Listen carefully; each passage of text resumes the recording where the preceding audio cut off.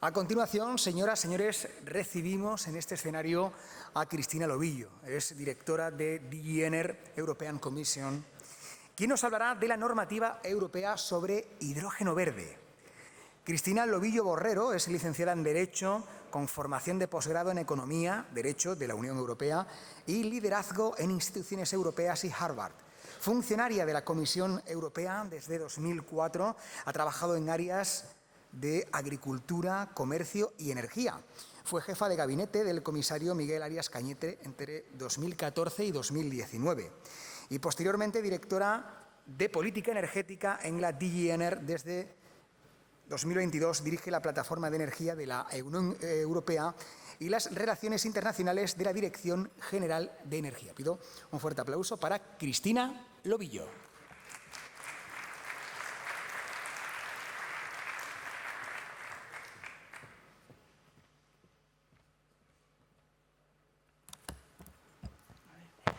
Buenas tardes a todos.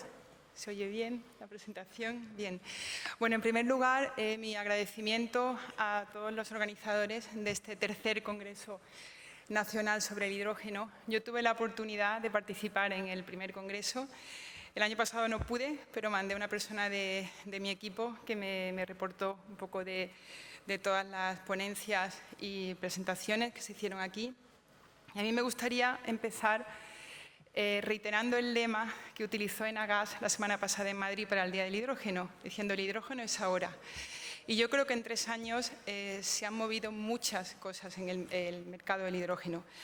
Tenemos aún un largo camino por recorrer en la Unión Europea, en países también terceros, socios internacionales, pero yo creo que en 3 años hemos conseguido que un mercado naciente haya empezado a dar sus primeros pasos. Hace 3 años hablábamos de regulación, de apoyo financiero. Este año podemos hablar, como se ha dicho antes en alguna intervención previa, de proyectos concretos que han empezado a desarrollarse y de proyectos que seguirán su curso en los próximos años. Yo he preparado una presentación, espero que funcione.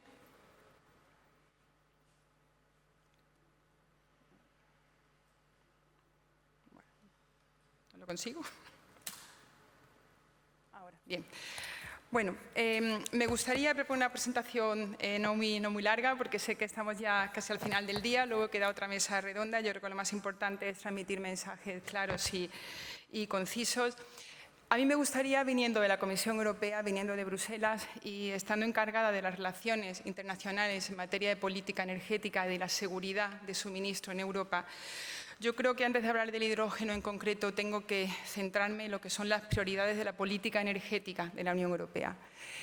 Y quizá más que nunca no tengo que elaborar mucho porque todos sabemos lo que está pasando en el mundo, la geopolítica cambiante, la situación en el mundo es, yo diría, más complicada que nunca hemos tenido en años anteriores y, sobre todo, cómo la geopolítica afecta a la política energética. Voy a poner un ejemplo muy claro que creo que ya hablé de ello hace 3 años. Cómo Rusia utilizó sus exportaciones de gas a la Unión Europea como un arma de guerra, precisamente por el apoyo decidido y firme que la Unión Europea dio hacia Ucrania desde el inicio de la invasión de Rusia. Esto es un claro ejemplo de cómo la Unión Europea en 3 años perdió prácticamente la totalidad de las importaciones de gas ruso, la Unión Europea, y cómo también la Unión Europea en 3 años ha conseguido 2, yo diría, elementos principales. El primero, diversificar, conseguir importaciones de gas de otras fuentes que no son solamente rusas. Pero el segundo elemento, que es el más importante y donde tiene mucho que ver el hidrógeno, es la necesidad de acelerar la descarbonización de nuestra economía. Y aquí a mí me gustaría repetir unas palabras que la presidenta de la Comisión, Ursula von der Leyen, repite sistemáticamente en sus últimos discursos. Ella dice: tenemos que conseguir producir aquellas energías que podemos producir en casa, que son renovables y nuclear. Y ella lo dice abiertamente. O sea, mientras sigamos dependiendo de la importación de energías de países terceros, Estaremos sometidos a volatilidad de precios y a una situación de inseguridad en el suministro de energía. Por tanto, aquí cuando hablo de prioridades de la política energética, pues obviamente la seguridad energética, el abastecimiento, mecanismos en caso de que tengamos crisis como la que hemos tenido en la Unión Europea hace 3 años. Segundo, descarbonización, pero ojo, la descarbonización hay que hacerla sin perder de vista que tiene que ir acompañada del mantenimiento de la competitividad de la industria europea. Y este es quizá el elemento más importante cuando hablamos de la política energética en este momento. Para ello, nosotros lo que tenemos que conseguir... Lo que tenemos que conseguir es una política energética que sea, sobre todo, una política que consiga o que contribuya a conseguir precios asequibles. Os voy a poner otro ejemplo. Hoy día, en la Unión Europea, el precio de la factura, o sea, la factura de la energía, el precio que pagamos por la energía, sigue siendo 2 y 3 veces superior al precio que pagan los consumidores y las industrias en Estados Unidos y en China. Y esto no es solamente por el coste de la energía, porque las renovables, hoy día en la Unión Europea, el coste de producción no es tan elevado como el precio que pagamos por el gas, pero sí por todos aquellos costos adicionales que están en la factura energética. Y esto, lógicamente, requiere más que nunca una acción muy decidida tanto de la Comisión Europea como de los Estados miembros para conseguir abaratar esa factura final. Aquí he puesto una serie de datos. Por ejemplo, me gusta siempre mencionar que la pobreza energética desgraciadamente es una realidad en la Unión Europea que afecta a más de 46 millones de europeos en distintas regiones de la Unión Europea. Y es por eso que estamos trabajando, yo diría, con mucha intensidad en 4 ámbitos fundamentales, que son la reducción de los costes energéticos, poder completar la unión de la energía, porque todavía los 27 países de la Unión Europea no están bien interconectados, seguimos teniendo problemas para que la energía fluya de unos países a otros, problemas de interconexiones. La península ibérica es un caso muy claro. También necesitamos tener un marco regulatorio muy estable, muy sólido, para poder atraer inversiones en la Unión Europea. Y también, como digo, un marco de posible gestión de crisis en caso de que tengamos crisis que afrontar en los próximos años. En esta slide que ves aquí, a mí me gusta siempre explicarla porque pone de manifiesto cómo será, o sea, cómo pretendemos que sea nuestro mix energético, nuestra matriz energética en el año 2050 y, sobre todo, el papel que jugará el hidrógeno. Cuando hablo de este mix energético, muchas veces, y todo el trabajo que hacemos en la Unión Europea sobre el hidrógeno, dicen, bueno, pero es solo un 10%. Bueno, es un 10%, pero es un 10% que es fundamental para alcanzar la descarbonización. O sea, el hidrógeno es fundamental y vosotros lo sabéis, trabajáis directamente sobre el terreno, fundamental para medios de transporte y es también fundamental en aquellos sectores económicos que son más difíciles de descarbonizar utilizando directamente energías renovables u otras fuentes de energía. El tema principal de mi ponencia es el marco regulatorio. Como he dicho antes, yo creo que el marco regulatorio es fundamental para atraer inversiones y esto yo os lo puedo decir como una experiencia personal. Precisamente por el cargo que tengo en la Comisión Europea, viajo por muchos países del mundo y quizá el elemento que siempre repiten mis homólogos cuando discuto con ellos de otros ministerios, me dicen, vosotros en la Unión Europea tenéis suerte porque podéis tener un marco regulatorio. Bueno, suerte, nos cuesta más de 2 años conseguir cada reglamento, cada acto regulatorio, pero es cierto que eso da una solidez a la hora de poder invertir y poder producir hidrógeno dentro de la Unión Europea. El marco regulatorio, que lo puedo decir con mucho orgullo, y esto no es solo trabajo de la Unión Europea, es de la Comisión Europea, con los Estados miembros, con el Parlamento Europeo y con todos vosotros, representantes de empresas, de universidades, que nos habéis ayudado en este proceso. Tenemos un marco regulatorio completo y eso es fundamental. Ese marco regulatorio afecta a la producción, a los mercados y la infraestructura y también a la demanda. Y ahora vamos a ir desarrollando poco a poco, aunque bueno, ya lo sabéis, Vicente está hablando antes y aquí conocéis perfectamente cuáles son los objetivos que se incluyen en nuestra directiva de producción de energías renovables, que sabéis que tenemos un 42% del hidrógeno empleado en la industria en 2030 y un 60% en 2025 tiene que ser RFNBO, eso ya lo conocéis muy bien, y en transporte también lo tenéis aquí desglosado. A ver, nuestros objetivos son de naturaleza, yo diría, vinculante. O sea, otra cosa es que para que sea de naturaleza vinculante, pues necesitamos también, por parte de la Comisión Europea, poner sobre la mesa todos aquellos medios que son necesarios para que se puedan conseguir. O sea, nosotros no queremos que sea una legislación punitiva, ¿no? Es un objetivo que hay que cumplir, si no la Comisión Europea lanza una infracción. Son objetivos que tienen un poco que marcar el camino y para la Comisión Europea es una obligación de ayudar en este proceso. Otro reglamento fundamental en relación al hidrógeno es nuestro reglamento sobre el mercado de gases renovables.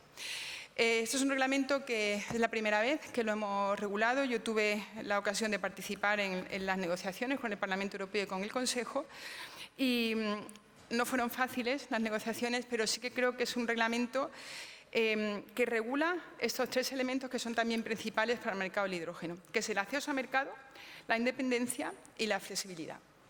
Y bueno, yo creo que no voy a elaborar más porque creo que todos conocéis muy bien, pero quizá mencionar que cuando hablamos de independencia, cuando hablamos de acceso al mercado, hay elementos muy específicos del mercado del hidrógeno. Otro punto fundamental es la infraestructura. La infraestructura en la Unión Europea, no solo para el hidrógeno, también para proyectos de electricidad, interconexiones eléctricas, pero sobre todo hoy pues toca hablar de hidrógeno.